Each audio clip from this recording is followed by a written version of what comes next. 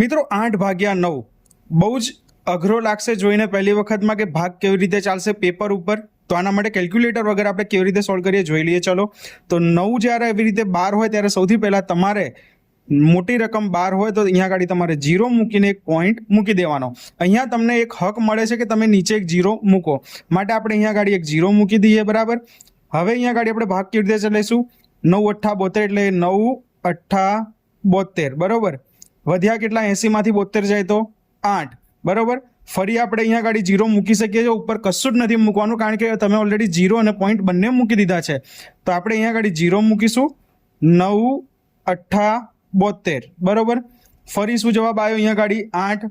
હવે આટલું જોઈને તમને અંદાજો આવી ગયો હશે કે આ દાખલો ક્યારે પૂરો નહીં થાય, આ કન્ટિન્યુ અનંતકાળ સુધી ચાલ્યા કરશે.